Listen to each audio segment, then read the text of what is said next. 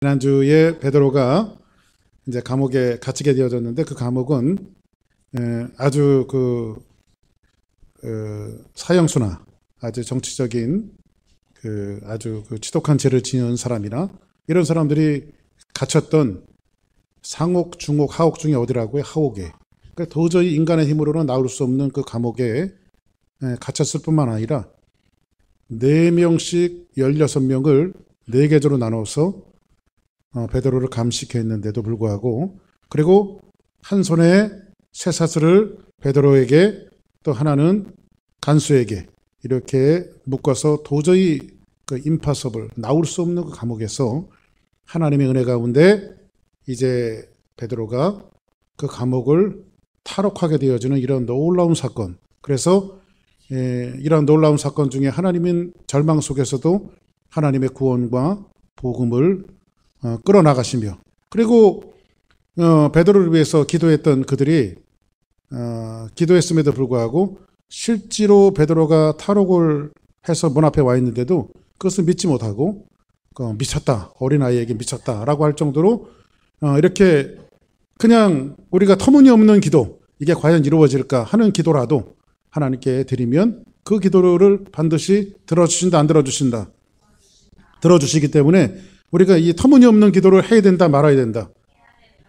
이런 터무니없는 기도라도 우리가 늘상 기도는 우리가 포기하지 않고 해야 되는 것이다 라고 하는 사실에 대해서 여러분들과 같이 말씀을 나눴단 말이에요. 그러면 이제 그 말씀에 이어서 이제 헤롯이 죽게 되어지는 그 권력의 중심, 유대의 왕, 분봉왕으로 있었던 헤롯이 죽게 되어지는 이 사건들을 오늘 말씀을 통해서 이제 간략하게 기록하고 있는데, 헤롯의 죽음에 대한 간단한 역사가 왜 이 말씀을 통해서 기록이 되어지고 있는가? 그냥 헤롯이 얼핏 보면 죽으면 죽은 거지, 성경에까지 헤롯에 대해서 이렇게 그 행적을 기록해 놨을까?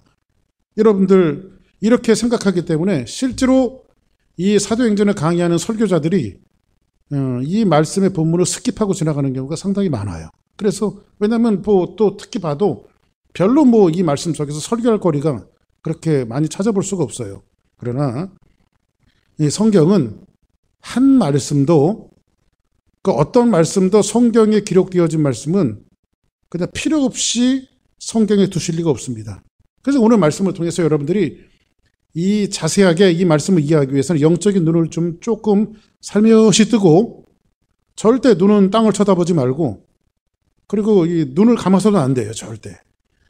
눈 깜빡깜빡 하는 거 외에는 절대 감아서도 안 되고, 저를 집중하면서 저를 보시면서 오늘 하나님의 말씀을 들을 때 여러분들에게 이 말씀을 통한 산 교훈이 오늘 말씀을 통해서 줄 줄 믿습니다.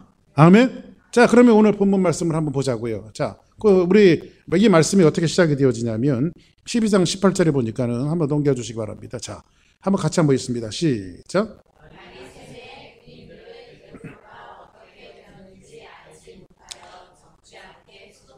자, 이제 베드로는 탈옥했죠. 그리고 이제 안전한 곳으로 베드로는 이제 피시를 했던 상황인데, 이제 눈을 떠보니까 날이 새서 이제 군인들이 베드로가 어떻게 되었는지, 베드로는 어떻게 됐어요? 이제 이미 감옥을 나간 상태예요. 그런데 이제 이게 도대체 어떻게 된 건가? 왜냐하면 그 감옥은 지난주에도 말씀드렸지만은 인간의 힘으로는 도저히 빠져나올 수 없는 감옥이에요. 그런데 이게 막 베드로가 이제 어떻게 됐는지 군인들도 이제 알지 못하고 막 소동이 일어났습니다. 난리도 그런 난리가 없는 거죠. 예?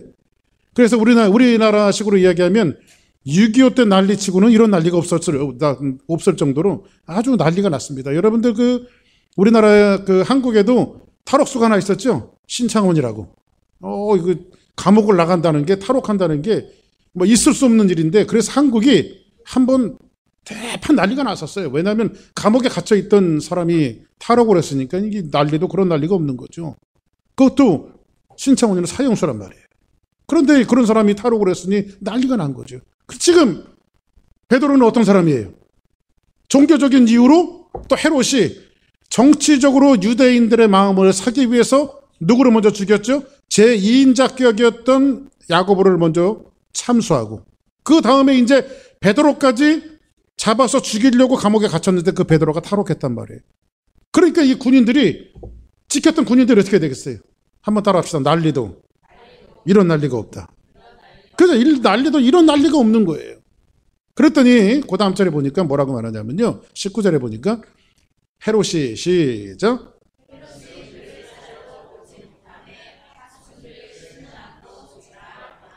자, 우리가 성경을 이렇게 보면요. 성경의 문맥을 여러분들이 무슨 내용인지를 이해해야 그 말씀이 본문이 이해되지 않으면 이 말씀이 주는 의미를 여러분들이 잘 알 수 없단 말이에요. 그 성경을 우리가 늘상 읽는 건데도 대충 아웃라인이 잡혀지지 않기 때문에 하나님께서 이 말씀을 통해서 우리에게 본시 말씀하고자 하는 그 의중 깊은 것을 우리가 들여다보지 못하는 거예요. 그런데 오늘 이 말씀에 보니까는요. 이제 군인들이 막 소동하고 난리가 났죠. 그런데 헤롯이 그를 찾아도 누구를 찾죠? 베드로를 찾아도 보지 못하며 어떻게 됐어요? 베드로를 지켰던 파수꾼들을 어떻게 했어요? 신문하고 죽이라고 말하고 있어요.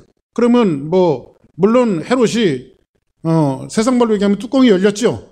그러니까 이런 놈들이 있나? 이 하나 지키지도 못하고 탈옥을 시켰단 말이야. 그리고 헤롯이 생각해도 이 도저히 있을 수 없는 일이 벌어집니다. 그런데 아무튼 베드로를 찾아도 찾지 못하니까는요. 그 당시에 로마의 군사법이 하나 있었는데 그 군사법이 유스타니아스라고 하는 군사법이 있었는데 그 군사법은 이런 거예요. 뭐냐면 어떤 그 감옥에 갇힌 사람이 10년형을 받았어요. 근데 이 사람이 유고가 생긴다든지 탈옥을 했다 그러면 그 지키던 그 병사가 유고가 생겼으니까 대신 10년을 살아야 돼요. 그런 법이 있어요. 근데 유스타니아스 이 법이 지금 베드로는 어떤 사람이에요? 사형수죠. 사형수였으니까 이 사형수가 탈옥했으니까 이 16명의 군인들은 어떻게 되겠어요? 죽는 거예요. 그래서 오늘 여기에서 헤롯이 파수꾼들을 죽이라고 하는 것은 법대로 처리한 거예요. 법대로. 왜냐하면 사형수를 놓쳤으니까는 이제 법대로 처리하게 되어집니다. 자, 그러면 보세요. 여기서 우리가 한 가지 좀 짚고 넘어가야 될 부분이 있어요. 그것은 뭐냐면요. 베드로가 감옥에 갇혔다가 투옥되어졌다가 나오게 되어지고 투옥되었다 나오게 되어지는 이것이 지금 3장에 한번 나오고요. 또 4장에 한번 나오고요. 지금 12장에 와서 또 베드로는 투옥되어졌다. 기적적으로 하나님의 은혜에 의해서 탈옥이 되어집니다. 그러면 이것이 한 번도 아니고 3번이나 이것이 반복이 되어진다면 헤롯이 좀 바보가 아닌다면 뭔가 좀 깨달아야 되지 않을까요? 그죠? 우리는요. 영적인 더듬이를 이렇게 좀 더듬이 곤충 같은 것들이 여러분들 앞으로 이렇게 갈 때 눈이 안 보이는 그 곤충들은요 더듬이로 뭔가 더듬어서 자기 길을 찾아가거나 먹이 사냥을 하거든요. 근데 지금 헤롯은 전혀 하나님을 믿지 않는 사람이기 때문에 영적인 더듬이가 무감각해져 있어요. 그것은 원인을 어디서 찾으려고 그래요? 지금 사람에게 눈에 보이는 현상 속에서 찾으려고 그래요. 너희들 잘 못 지켰으니까 너희들 죽어라 하면서 법대로 처리하고 있어요. 지금 우리 권사님도 멍청이라고 그랬는데 한번 따라하겠습니다. 옆에 분들에게 한번 따라 이렇게 한번 얘기하면 이 모습이 혹시 당신의 모습은 아닌지. 예. 예? 제가 여러분들에게 이렇게 할 수는 없고 예? 혹시 이 모습이 우리의 모습은 아닌지. 자, 보세요. 한 가지의 상황이 똑같이 반복되어져서 3번 이렇게 벌어졌다면 이 일들이 지금 이 역사는 누가 주도하고 계신 역사예요? 하나님이 주도하고 계시고 하나님이 모든 역사를 주관하고 주도하시면서 일어나는 이 놀라운 사건들을 지금 헤롯은 보지 못하고 인간의 눈으로 보이는 현상에서만 그 일들의 해결을 찾으려고 해요. 이런 일들이 우리의 삶의 영역 속에서 한 번이 아니라 여러 번 반복되어지는 이런 일들이 있는데 우리의 모습은 어떻게 되어지나요? 인간의 현상 속에서 찾으려고 그래요. 이건 너 때문이야. 이건 아무개 때문이야. 이것은 아무개 집사님 때문이야. 남편 때문이야. 아내 때문이야. 목사님 때문이야. 이 눈에 보이는 현상을 가지고 우리는 원인을 분석하려고 하고 찾으려고 그래요. 근데 그 이면 속에 더 깊게 들어가면 하나님이 그 모든 역사를 주도하고 계신다라고 하는 그 사실을 우리는 눈을 들어 보지를 못해요. 이거를. 영적인 눈이 어두워져 있기 때문에 그래요. 우리는 눈으로 보는 것만 믿으려고 그래요. 일어나는 현상들만 믿으려고 그래요. 근데 우리는 예수 그리스도를 영접하고 주의 영이 우리 안에 거하시고 주의 영이 우리 안에 거하시기 때문에 뭔가 우리 현상 속에서 우리의 삶에 일반적으로 일어나는 이 모든 현상 속에서 우리는 뭘 자꾸 훈련해야 되냐면 하나님의 섭리와 하나님께서 어떻게 세상을 주관하고 계신가에 대한 것들을 우리가 자꾸 찾아내는 이 훈련이 되어져야 되는데 전혀 그렇게 하잖아요. 그래서 뭐예요? 집에서 여러분들 우리도 뭐 가끔 뭐 목사님도 신이 아니기 때문에 부부싸움 하죠. 응? 그러면 당신 때문이야. 뭐 이렇게 하면서 막 그냥 뭐 육박전까지는 벌어지지 않아도 말씨름이 이렇게 왔다 갔다 하죠. 말씨름이. 응? 서로 원인을 찾으려고 하죠. 그런데 조금 들여다보면 그 속에서 하나님이 역사하시는 뭔가의 하나님의 흐름들을 우리가 발견할 줄 알아야 되는데 그걸 보지 못해요. 우리가. 아침에도 이야기했습니다만 여러분들 다윗과 골리앗의 사건을 보시기 바랍니다. 블레셋 사람이었던 골리앗이요, 군사를 이끌고 이스라엘을 쳐들어왔어요. 골리앗은요 자이언트예요. 자이언트. 얼마나 큰지요. 예? 사울왕도 겁에 질렸어요. 온 이스라엘 민족들이 다 겁에 질려 있어요 지금요. 그리고 이 골리앗은요 하나님의 백성들을 모독하고 있어요.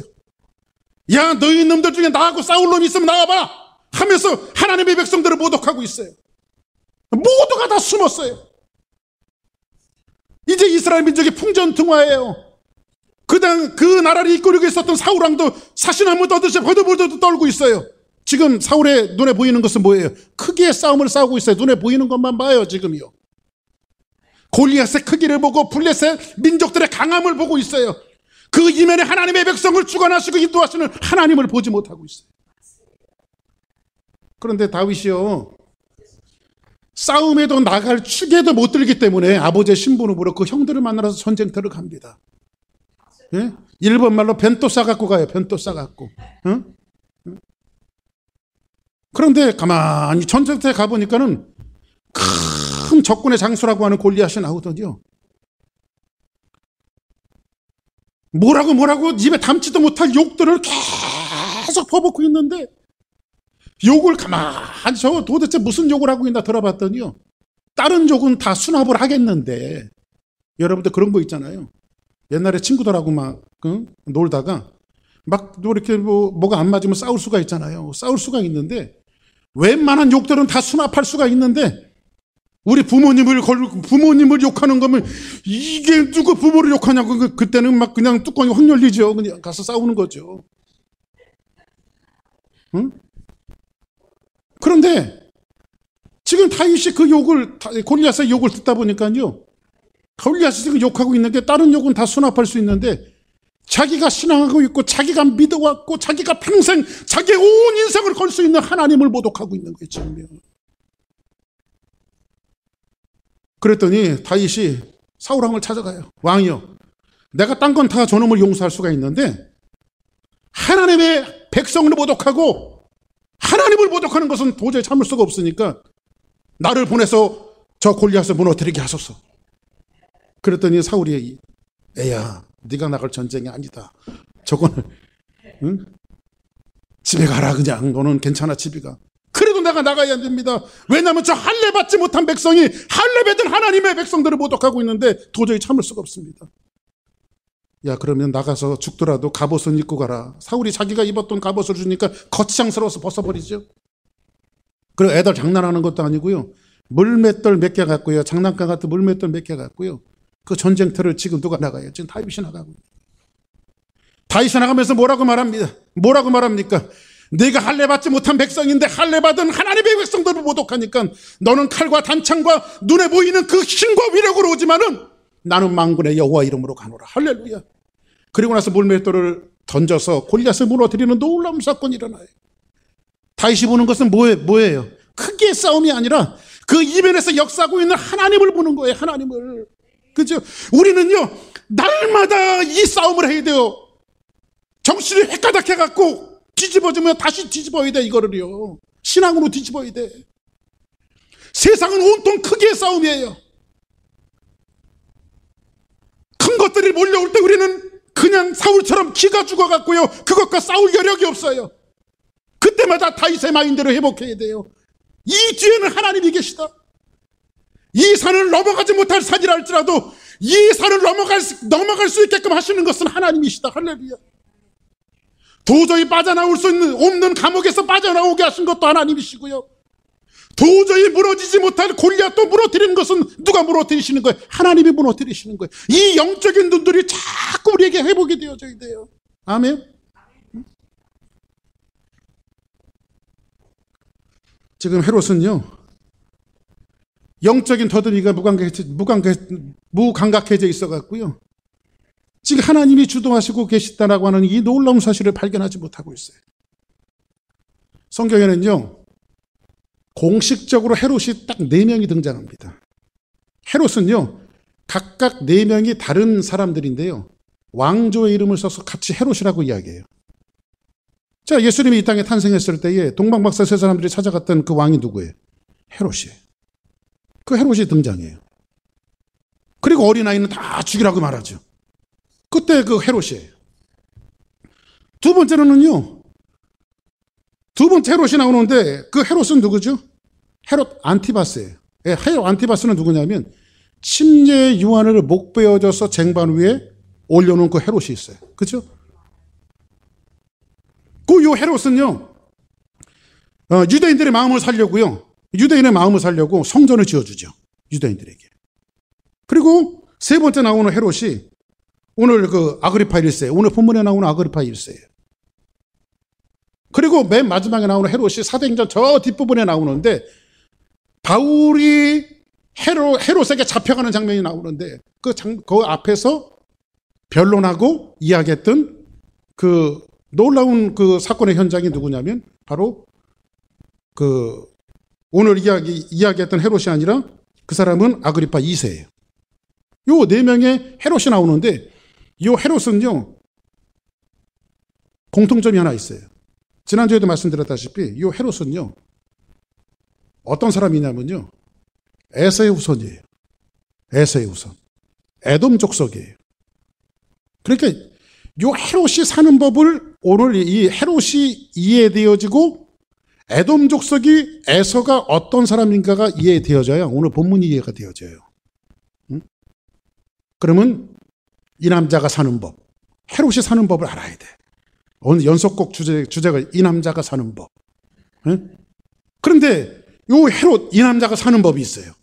이 사람은 누구의 원리를 쫓아 사냐면 에서의 원리를 쫓아 살아요. 그래서 성경은 이 에서가 어떤 사람인가를 창세기에서 우리에게 그대로 증거해주고 있는데, 오늘 창세기 말씀 한번 볼까요? 오늘 말씀 자 한번 보세요. 자, 한번 성경 봅시다. 오늘 창세기 25장 34절에 있는 말씀 시작.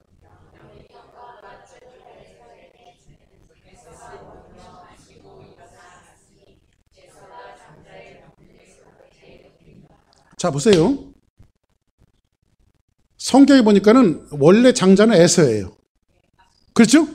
근데 내가 장자가 될래 하면서 에서의 발뒤꿈치를 잡고 나온 사람이 누구냐면 바로 야곱이에요.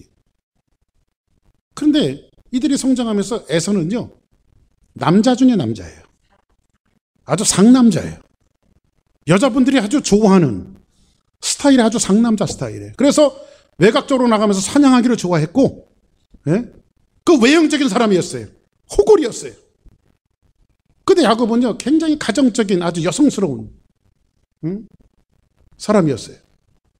그런데 어느 날 이제 사냥을 하고, 에서가 사냥을 하고 막 돌아오더니까 배가 너무너무 고픈 거예요.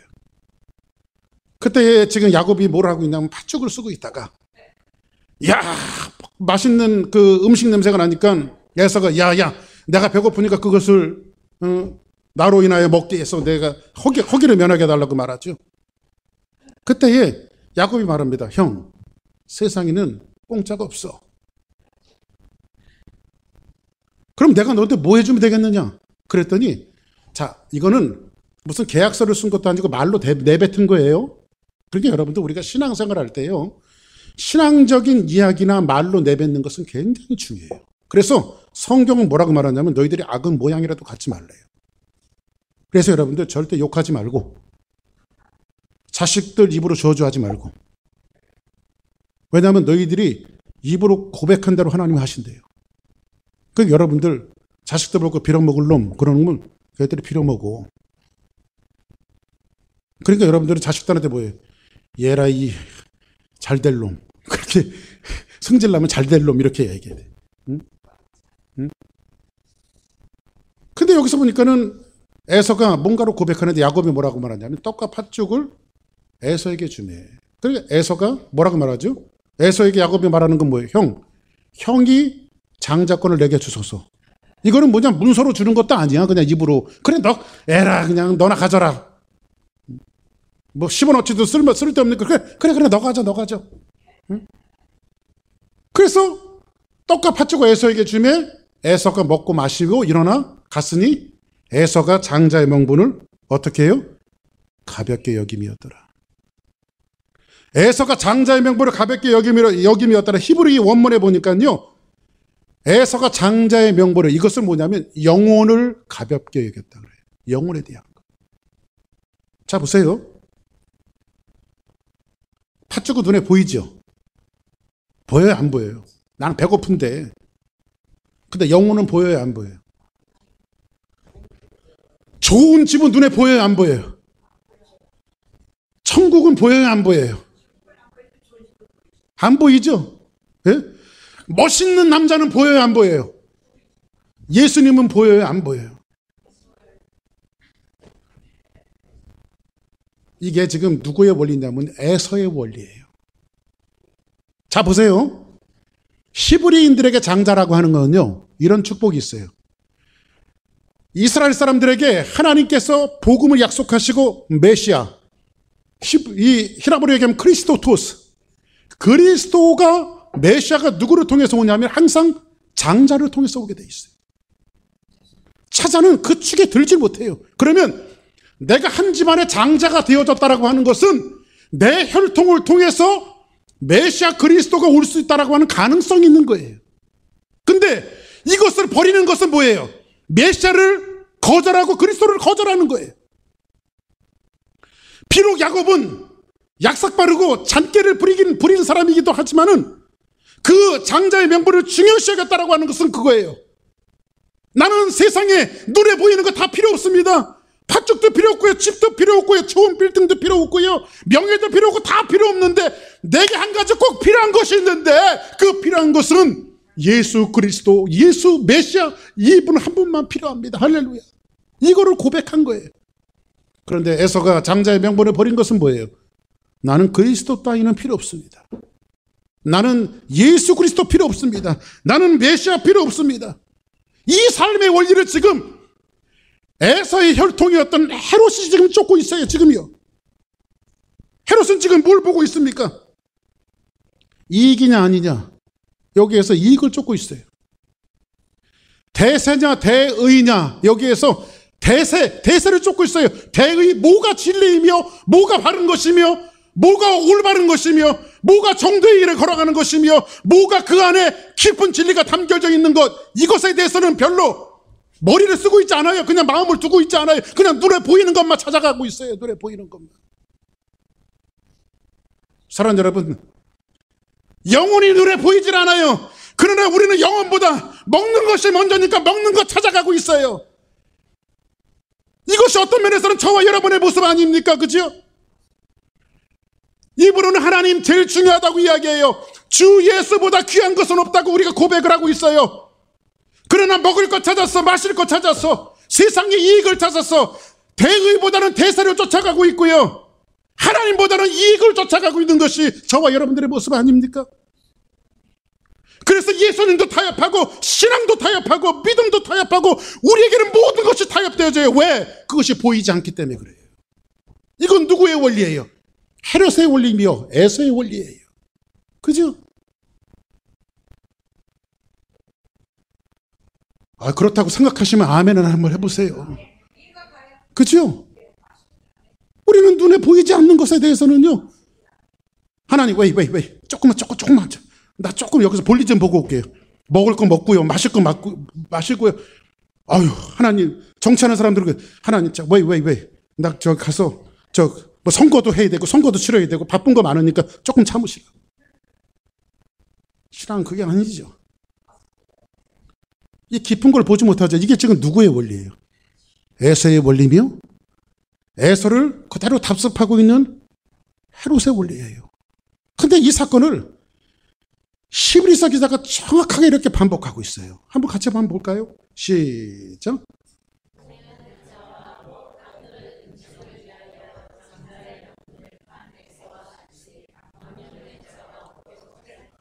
음행하는 자와 혹 한 그릇 음식을 위하여, 이 땅에 없어질 음식을 위해서 장자의 명분을 판 에서와 같이 망령된 자가 없도록 살피라.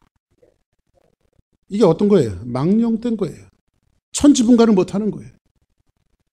사랑하는 자여, 내 영이 잘된 것 같이 범사에 잘되고, 분명히 하나님께서 너희는 먼저 그의 나라와 그의 의를 구하라, 그리하면 이 모든 것을 너희에게 더하신다고 말씀해 주셨는데,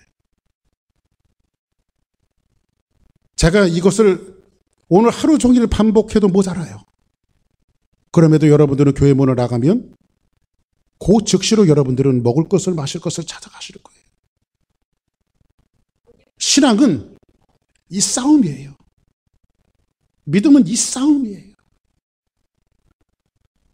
사도 바울이 이 싸움을 싸우기 위해서 우리에게 뭐라고 주문하고 있지 않습니까? 너희들이 싸우되 피 흘리기까지 싸우지 않냐며. 그냥 코피 한 방 딱 터지면요, 에휴 하나님 하면서 우리가 그냥 물러나는 게 우리예요. 근데 우리가 피 터져가면서도 싸워야 될 싸움이 이 싸움이에요. 보이지 않는 영혼의 것을 위해서, 무형적인 신앙을 위해서, 믿음을 위해서 역사의 흐름 속에서 하나님이 주도하시는 이 사실에 대해서 우리가 영적인 눈을 뜨고 그 사실을 좀 살펴보면서 하나님의 일에 동참하는 사람이 되어져야 되는데, 에서의 원리를 쫓아가고 헤롯의 원리를 쫓아가고 있어요. 하나님의 의보다 대의보다 대세를 쫓아가고 있어요. 이익이 있으면 하나님이 이거 보고 다 버려버려요. 이것이 지금 현재 우리가 주사랑교회 성도들, 어떤 면에서 우리가 처해 있는 현 주소가 바로 여기일지도 몰라요. 근데 우리는 이 싸움을 계속 싸워야 합니다.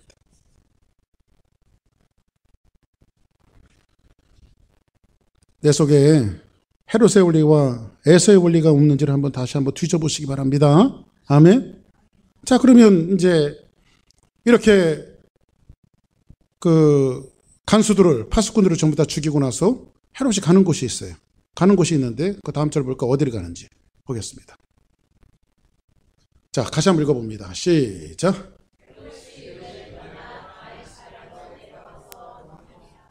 자, 헤롯이 어디를 떠났어요? 유대를 떠나. 지금 사건의 현장을 떠난 거죠. 사건의 현장을 떠나서 간 곳이 어디죠? 가이사라예요. 가이사라. 가이사라를 내려가서 이렇게 말하는데, 가이사라로 떠나는데, 이제 가이사라고 하는 것을 우리가 조금 이해하면 좀 재미난 이야기가 있어요. 로마는요, 지금 헤롯은 황제가 있고 유대의 분봉왕이 헤롯이에요. 그죠? 그런데 로마의 정부는 유대의 왕을 임명할 때 절대 유대인의 정통 혈통을 임명하지 않습니다. 그래서 에서의 혈통이었던 헤롯을 임명하는 거예요. 그러다 보니까 헤롯은요, 유대인들의 민심을 사기 위해서, 왜냐하면 유대인들은요, 자기네 혈통들이 아니면 전부 다 무시해버리거든요. 그래서 이방인들은 쓰레기 취급해버리거든요. 그러다 보니까요, 정통 혈통인 유대인들의 민심을 사기 위해서 헤롯이 누구와 결혼하냐면요, 제사장의 딸을 데려다가 결혼을 해요. 그래서 정통성을 인정받기를 원해요. 그리고 헤롯 안티바스는 어떻게 하죠? 성전까지 지어줘가면서 유대인들의 마음을 살려고 해요. 그리고 여기에 또 한 사람의 눈치를 봐야 되죠. 로마 황제 가이사의 눈치를 봐야 돼. 그러니까는 그렇게 고안되어져 있던 권력자다 보니까요, 줄타기의 명수예요. 왕의 마음도 이렇게 잘 만지고 유대인들의 마음도 민심을 얻는데 아주 주력하는 아주 정치적인 명수가 누구냐면 바로 헤롯이에요. 그래서 여기에 보니까는 헤롯이 지금 유대를 떠나 가이사라로 가는데, 이 가이사라는요, 원래는 아주 남루하고 낡은 도시예요. 굉장히 낡은 도시예요. 그러니까 우리나라로 이야기하면 뭐 판자촌, 빈민촌 같은 아주 그런 곳이 어디냐면 바로 요 가이사라예요. 이거 뭐 휴스턴으로 얘기하면 다운타운 근처 있잖아요. 다운타운 근처 밤에 잘못 내리면 큰일 나요. 보니까. 옛날에도 저희 집 사람하고 그냥 밤에 어디 갔다 오다가 달라스 다운타운에 잘못 돌아와서 거기 한 밤 12시 넘어서 잘못 길에 들어가서 내려갔는데 검으신 분들이 지나가면서 막 차 문을 막 두드리고 그러더라고요. 얼마나 놀랐는지 그냥 엑셀에다가 얼마나 밟았는지. 그러니까 여러분들 다운타운 근처에 보면 이렇게 남루한 집들이 한복판이 더 이렇게 좀 좋은 집들이 있어야 되는데 이상하게 미국은 한복판에 들어가면 집들이 안 좋아요. 이상하게. 바깥으로 나가야 더 좋아 이렇게. 외곽적으로. 근데 이 가이사라가 그런 남루한 도시예요. 낡은 도시예요. 그런데 이 낡은 도시인데 유대 역사학자 요세푸스에 의하면요. 요 가이사라에 대해서 이렇게 기록하고 있어요. 어떻게 기록하고 있냐면 원래 이게 낡은 도시였는데 헤롯이 하루는 지나가다가 이렇게 도시가 낡아 사람들이 남루하네. 그러다 보니까요. 헤롯에 의해서요. 군사와 군인을 동원해서 도시 전체를 리모델링을 해요. 그래서 요세푸스에 의하면요. 어떻게 되어 있냐면요. 헤롯이 그 가이사라를 흰 대리석으로 이 도시 전체를 전부 다 리모델링 해갖고요. 거기를 깨끗한 도시, 신도시로 만드는데 그 도시의 이름을 로마의 황제였던 가이사의 이름을 따서 가이사라로 바꿔요. 가이사라. 그리고 이 도시 자체를 누구에게 봉헌하냐면요. 황제에게 봉헌하는 거예요. 그러니까 이 아주 그냥 그 정치적인 이 감각은요. 대단히 뛰어난 사람이에요. 황제에게도 아첨을 하고 유대인들에게도 민심을 사기 위해서 별짓을 다 하는. 이런 사람이 좀 얄미워요, 안 얄미워요? 근데 그게 내 모습일지도 몰라. 예? 근데 가이사라의 이름으로 명명되어진 지금 어디로 가냐면 지금 그 가이사라로 내려갑니다. 근데 요 기간은 역사학자들에 의하면 어떤 기간이었냐면 로마 황제였던 가이사의 생일 기간이에요.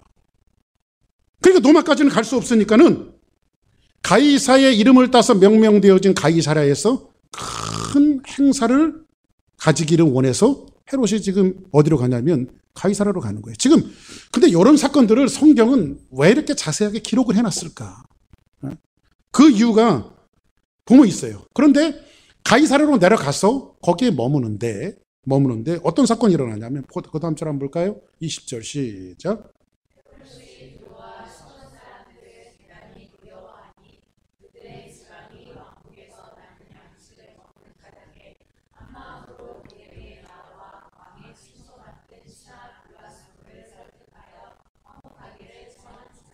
자, 보세요. 로마의 황제의 생일을 축하하기 위해서 로마까지는 갈 수가 없으니까 가이사의 이름으로 명명되어지는 가이사랴에 어마어마한 행사를 하기 위해서 지금 누가 가는 거예요? 지금 헤롯이 가이사랴로 지금 내려갔어요. 그런데 헤롯이 두로와 시돈 사람들을 대단히 싫어했어요. 무슨 이유인지 모르지만은요. 두로와 시돈은 정확하게 이야기하면 유대인의 땅이 아니에요. 여기는 이방 땅이에요. 그런데 무슨 이유였는지 헤롯과 두로와 시돈 사람들은 별로 사이가 좋지 않았어요. 그래서 지금 헤롯 왕이 누구를 싫어하는 거예요? 두로와 시돈 사람을 싫어하는 거예요. 근데 두로와 시돈은요, 굉장히 바닷가 근처인데 여기는요, 두로와 시돈은 굉장히 풍요로운 땅이었기 때문에 여기에서 안 나오는 물품들이 없어요. 모든 것들이 다 상상될 정도로요, 굉장히 모든 자원이 풍성한 땅이에요. 그래서 열왕기상에서 보니까요, 솔로몬 성전이 지어질 때 백항목이라든지 건축 자재들이 이 두로와 시돈의 운하를 통해서 이스라엘 땅으로 들어오게 되어지죠. 그래서 백항목 같은 거 된 데가 이 두로와 시돈 땅이에요. 모든 것들이 다 나는데 꼭 한 가지가 안 나요. 다 나는데 한 가지가 안 나. 그게 뭐냐면 식량이에요. 먹을 거. 근데 헤롯이 있었던 유대 땅은 곡창지대가 많다 보니까 식량이 많이 나는데 지금 이 유대 땅에서 나는 식량들을 두로와 시돈에 줘야만 그들이 먹고 사는 거예요. 그러니까 여러분들 좋은 빌딩 서너 채 갖고 있는데 먹을 거 없어. 그러면 빌딩 가질래요? 먹을 거 가질래요? 그렇죠. 먹을 거 없으면 죽는데. 그러니까 이제 헤롯이 지금 식량을 가지고 두로와 시돈 사람들을 지금 경제적인 목조르기를 하고 있는 거예요, 지금요. 그러면 두로와 시돈 사람의 입장에서는요, 식량을 잘 공급받기 위해서는 누가 필요할까요? 노비스트가 필요하잖아. 그죠? 그때 그 노비스트 이름이 뭐예요? 블라도스예요. 헤롯의 측근이었던 블라도스예요. 설득하여 화목하기를 청하니. 그러니까 두로와 시돈 사람들은 항상 헤롯의 환심을 사기 위해서 항상 촉각 세워놔요. 왜냐하면 헤롯이 식량을 공급해주지 않으면 두로와 시돈이 존재할 수 없기 때문에 그래요. 자, 그럼 이런 상황이란 말이야. 그러면 이런 미묘한 상황을 성경은 왜 이렇게 기록해 놨을까? 이해되시면 아멘 하시기 바랍니다. 이해 못했어요? 이해가 됐어요? 이해됐으면 아멘.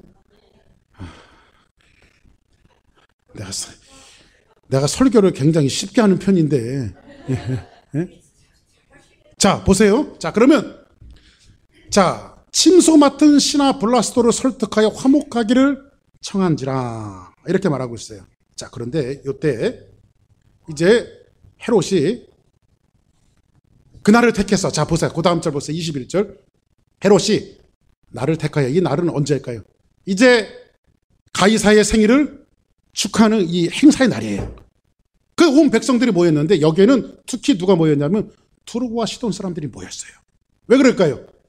헤롯 왕이 단상에 올라가서 연설을 하니까 이 사람이 하면 어떻게 해야 돼요? 박수부대. 그죠? 박수부대. 그렇게 해줘야 헤롯에게 식량이 나오니까. 그래서 나를 택하여 왕복을 입었는데 이 왕복은요, 평상시에 왕들이 입는 왕복이 아니라 연미복이라고 해갖고요. 연미복이라고 해서 이 왕복은요, 위에서부터 아래까지 드레스로 쫙 이렇게 끌게끔 되어 있는 이 왕복인데, 이 왕복 바깥에는요, 물고기 비늘처럼요, 은으로 되어진 이 비늘 같은 것들이 차차차차차차차차 되어 있어요. 네? 이렇게 쫙 되어 있어요. 요거를 좀 이게 재현하기 위해서는 제가 이런 옷을 입고 교회 지붕에 딱 올라가서, 여러분들 다 모십시오. 그리고 이 날은 뭐냐면 왕이 이것을 입고 단상에 딱 올라갔는데, 그때의 아침에 해가 지중해에 이글이글 거리는 그 태양이 지중해에 이렇게 막 떠오를 때에 이제 헤롯이 단상에 딱 올라갔다고. 그러면 그 모습이 어떻게 보였을 것 같아요? 이야, 그러니까 이게 시정각 교육이 제일 좋은데, 이 설교가 이해되어지려면 제가 그런 옷이라도 좀 분장을 하고 교회 지붕에 올라가서 아침에 해가 뜰 때 여러분들이 저를 딱 보러 오면 이제 목사님처럼 안 보일 거야, 그때는. 네? 그죠? 지중해 해가 떠오를 때 이제 왕복을 입고 단상에 올라가 백성들에게 연설하는데, 전통적으로 헤롯은요, 역사학자들이 이야기하기를 헤롯은 상남자 스타일에다가 굉장히 언어에 능한 사람이었대요. 그래, 이 사람이 단상에 딱 올라가서 이 멋있는 옷을 입고 딱 올라가서 손을 딱 들고, 여러분, 이렇게 이야기하니까 제가 이제 그런 옷을 입고 올라가서 할렐루야! 그러면 여러분들이 저건 목사님이 아니야, 신일지도 몰라. 이렇게 되어지는 거야, 이게. 그렇죠? 그러니까 여러분들, 한 사람이 어떻게 세워지는 것은, 그래서 여러분들 설교학에 중요한 원리가 있는데, 설교학의 중요한 원리는요, 그래서 사실 뭐 이렇게 우리가 하나님 앞에 영광 돌린다고 꽃 같은 것들 이렇게 갖다 놓고 그러지만요, 사실 강대상은요, 초라하지 않을 정도로 그냥 다 심플하면 좋아요. 그게 설교학적으로 맞아요. 왜냐면요, 이런 것들 이렇게 보고, 우리 교회는 그래도 뭐 사모님이 이렇게 꽃꽂이를 해다 놓는데 잘 못하니까 이게 무슨 뭐 품질 가치가 없는데, 이 큰 교회들은요, 큰 교회들은 가보면 어떤 현상이 벌어지냐면요, 꽃꽂이 디자이너들이 이거 꽃꽂이를 멋있게 해놓는다고. 그러면 사람들이요, 목사님 설교를 들어야 되는데 주보에다 그걸 그려. 나도 집에 가서 한번 해봐야지. 이런 상태가 이게 벌어지면 안 된다 이거죠. 그렇죠? 그러니까 설교자가 사실 이렇게 반짝이 이렇게 넥타이도 이게 좋은 게 아니에요. 그 설교자가 그냥 이렇게 그냥 단촐하게. 그리고 또 목사님이 너무 잘생겨도 안 돼. 그래서 저희 교회는 좀 이렇게 너무 잘생겨갖고 이게 좀 탈이긴 한데. 그 이제 이게 목사님이 적당히 생긴 건 굉장히 복음적으로 생긴 거예요. 이게 복음적으로. 예? 근데 저는 이게 약간 좀 비복음적으로 생겨서 좀 죄송한 감이 없잖아 있습니다만. 그런데 아무튼 이렇게 뭔가 이렇게 단상에 쓰는 사람은요, 단상에 쓴다든지 이 강대상은요, 이렇게 좀 너무 신격화시키느니 신화시키면 안 돼요. 그냥 심플한 게 좋아요. 이게 설교학적으로 맞아요. 응? 그냥 꽃꽂이도 이렇게 뭐 할 수 없어서 이렇게 해다 놓습니다만 너무 화려할 필요 없어요. 그냥 하나님 앞에 영광 돌린다 하고 그냥 한 송이만 꽂아놔도 상관없어요. 사실. 그러니까 모든 시선이 우리는 누구에게 시선이 꽂혀야 되냐면 하나님 한 분에게만 시선이 꽂혀야지, 그게 뭐 목사에게 집중이 된다든지 어떤 사람에게 집중되는 것은 하나님 원하시는 게 아니에요. 아멘. 근데 여기서 보니까 지금 헤롯이 비늘을 같이 입은 그 연미복을 입고 지중해 해가 떠오를 때 온 백성들이 사람들이 딱 모였는데 사람들이 반짝반짝 빛나는 이 헤롯의 왕복을 보고 그때부터 연호하기 시작하는데, 어떻게 연호하기 시작하면 헤롯 제일 앞에 하던 사람이 누굴까요? 두루와 시돈 사람들이 먼저 하니까 막 온 백성들이 막 칭송하기 시작하는데 뭐라고 칭송을 하냐면 그다음 뭘까요? 23절 같이 한번 봅시다. 시작.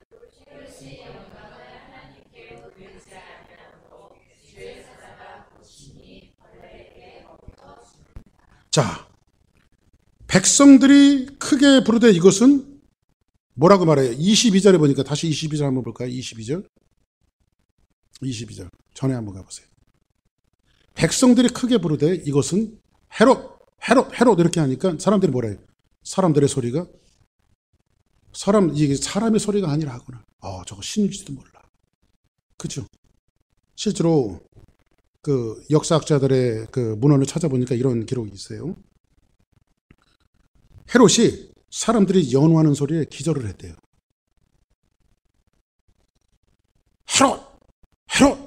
헤롯 막 하니까 그 소리가 너무 황홀해 갖고요. 황홀해 갖고 기절을 하면서 쓰러지면서 하는 소리가 뭐냐면 나는 신일지도 몰라. 이러고 쓰러졌대. 나는 신일지도 몰라. 야, 이게 참, 그러니까 이단들이 요래서 나오는 거예요. 요래서. 응? 그러니까 여러분들은 나가서 그냥 목사님에 대한 자랑을 해도 되지만, 근데 여러분들 어떤 데 가보면 너무 신격화시키고, 그죠? 그 여러분들, 우리는 사역적인 면에서 좀 다를 뿐이지 우리는 다 똑같은 하나님의 형제요 자매들이에요, 우리가. 그죠? 근데 저는 사역적으로 목회를 하고 있을 뿐이지. 이런 원리에 대해서, 신앙의 원리에 대해서 우리가 잘 이해하고 신앙생활을 해야 되는데 그런 원리에 대해서 너무 오버해 갖고요, 신격화시켜요. 부활절이, 나는 참 옛날부터 좀 하셨던 목사님들한테 좀 죄송합니다만 마땅치 못했던 것들이 있는데 뭐냐면 부활절 되면요 아주 하얀 양복 입고 새벽에 위서부터 아래까지 하얀 양복 입고 구두도 빼구두야. 이런 분들이 부활의 주님을 찬양합니다 그러는데 그분이 부활의 주님 같았고, 이런 것들은 이게 하나님이 좀 싫어하는 모습이 아닌가. 내가 신일지도 몰라 이러면서 쓰러졌대. 우리는 우리를 향한 찬사가 쏟아질 때 자꾸 영적인 허리들을 졸라매야 합니다. 그래서 하나님은 교만한 자를 물리치시고 겸손한 자를 찾으신대요. 아멘입니까? 그리고 나서 23절, 헤롯이 영광을 하나님께 돌리지 아니하므로 주의 사자가 고치니 벌레에 먹혀 뭐하니라 죽으니라. 그 기록에 의하면요, 주의 사자가 이렇게 말하죠. 근데 기록에 의하면요, 요때 헤롯이 쓰러지고요 5일 동안 복통을 일으키다가 헤롯이 죽어요. 그런데 여기서 보니까는 헤롯이 영광을 하나님께 돌리지 아니하므로, 누가? 주의 사자가. 이 주의 사자가 누구예요? 베드로를 칠흑 같은 감옥에서 건져냈던 그 주의 사자예요. 주의 사자는요 사람을 죽이기도 하고 살리기도 해요. 그죠? 우리 말씀의 원리가 우리에게 교훈하는 것이 이 주의 사자는 사람을 죽이기도 하고 살리기도 해요. 자, 그러면 한번 오늘 말씀의 결론을 한번 내릴게요. 여기서 성경은 왜 이러한 내용들을 베드로의 사건 이후에 왜 기록을 해놨을까요? 헤롯의 사건을요. 다음 기록이 이렇게 기록하고 있어요. 전혀 23절과 24절은 문맥상 맞질 않아요. 그렇죠? 헤롯이 죽었다. 그리고 나서 뭐예요? 한번 같이 읽어볼까요? 시작. 헤롯이 죽었는데 하나님의 말씀이 흥왕하여 더하더라. 왜 이런 말씀이 나오고? 문맥상 맞지는 않잖아요. 이게 전혀 매칭이 안 되는 말씀이잖아요. 그렇죠? 이것은 문자로 표현할 수 없는 메시지가 담겨져 있는 거예요. 그것은 뭐냐면 야고보의 순교를 통해서 복음이 확산되어지고요. 헤롯의 죽음으로써 반대 세력을 하나님께서 꺾으심으로 주의 말씀이 더 흥황하게 되어졌다는 것을 이야기하고 있어요. 지금 이 사건을 통해서 역사의 현장 속에서 하나님이 하시는 일을 보는 거예요. 야고보가 순교해도 베드로가 감옥에 갇혔다 풀려나는 이 역사를 통해서 복음은 흥황해요. 하나님의 말씀은 더 흥황하게 돼 있어요.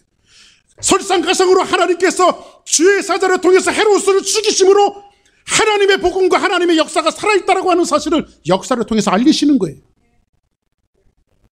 그래서 사도 바울은 성경을 통해서 뭐라고 기록하고 있습니까? 우로 하나 좌로 하나 이로 하나 이쪽으로 하나 전파되는 것은 그리스도니 나는 기뻐하노라. 하나님의 복음이 전파되어지는 거예요. 헤롯을 죽이서도 야고보가 순교를 당해도 베드로가 갇혔다 풀려나도 증거되어지는 것은 뭐가 증거되어지고 있습니까? 하나님이 증거되어지고 있고 복음이 증거되어지고 있어요.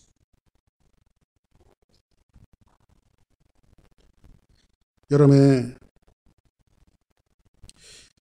인생의 한자리에서 여러분에게 주셨던 물질과 재능과 건강과 달란트, 이 모든 여러분의 인생에 있는 그 부수적인 것들이 지금 누구에게 집중되어 있습니까?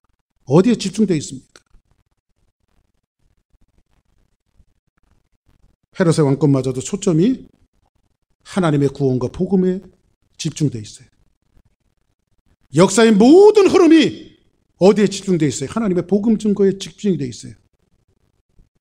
우리 주사랑교회가 이렇게 목양을 하고 교회가 성장해가고 또 아름다운 교회로 자꾸 이제 만들어져 갈 거예요.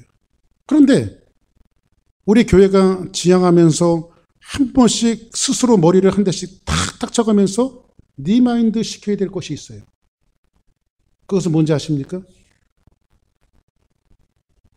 하나님의 복음을 제쳐놓고 다른 길로 흘러갈 때는 교회로서 존재 가치가 없어요. 교회는 자꾸 죽어가는 영혼들을 생산해내야 돼요. 복음을 통해서 죽어가는 영혼들을 생산해내야 돼요. 이런 일들이 계속해서 지속되지 않고는 교회 존재 가치가 없어요.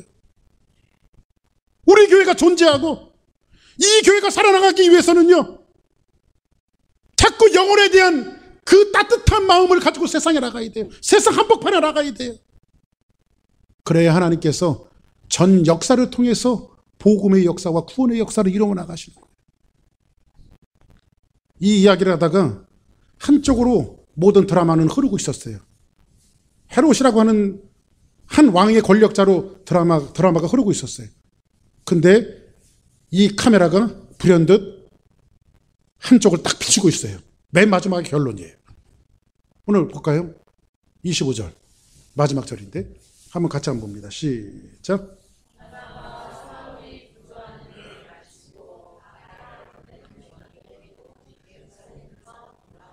헤롯의 죽음을 통해서 야고보의 순교를 통해서 복음은 더 흥황해졌다. 이 역사의 한 페이지를 우리에게 이야기하고 있고, 카메라가 딱 돌아오더니 뭐라고 말하냐면 바나바와 사울을 보여줘요. 이게 바울이죠. 그런데 부조하는 일을 마치고 마가라 하는 요한을 데리고 예루살렘에서 돌아오니라. 성교지로 돌아오는데 지금 예루살렘 교회가 힘들고 고달프고 어려운 형편에 있다라고 하는 사실을 듣고 바울과 바나바와 마가라고 하는 요한이 내려가서 부조하는 일을 해요. 헌금을 모아다가 예루살렘 교회를 도와줘요. 그리고 그들은 다시 선교제에 돌아왔다라고 하는 것은 뭐예요? 하나님의 말씀의 사역들이 계속해서 이어지고 있음을 말하고 있는 거예요. 지금 주체는 뭐예요? 헤롯의 이야기를 했지만은 이 말씀을 통해서 하나님이 보여주고자 하는 그림은 어떤 그림이에요? 하나님의 복음은 아무리 개가 짖어도, 아무리 사람들이 해코지해도 힘들게 해도 하나님의 복음은 계속해서 흥황해질 것이고, 사울같이 바나바와 같이 마가 요한과 같이 이런 사역자들을 통해서 계속 전 세상까지 하나님의 복음이 펼쳐나갈 것이라고 하는 사실을 이 말씀의 결론으로 우리에게 보여주는 것은, 우리 주사랑교회가 걸어가야 될 길들이 있는데 그것은 뭐냐면 하나님의 복음에 합당한 교회로, 우리가 지금 이 싸움, 헤롯의 원리를 갖고 에서의 원리를 갖고 눈에 보이는 거 먹을 것을 찾아서 찾아다니는, 이 썩은 고기를 찾아다니는 하인의 때와 같은 그런 썩어질 것을 찾는 것이 아니라 하나님의 영혼의 역사의 흐름을 바라보면서 복음의 원리와 또한 영혼의 구원의 원리를 잘 깨닫고 한 영혼들을 주사랑교회 품으로 품는, 주의 지체된 몸이 되신 이 주사랑교회, 예수 그리스도의 몸 되신 이 주사랑교회로 품는 이러한 놀라운 역사가 우리 교회에게 자꾸 이루어진다면 하나님께서 모든 역사를 주사랑교회에게 집중하시고 우리 교회를 쓰실 것이라고 저는 믿습니다. 기도하겠습니다.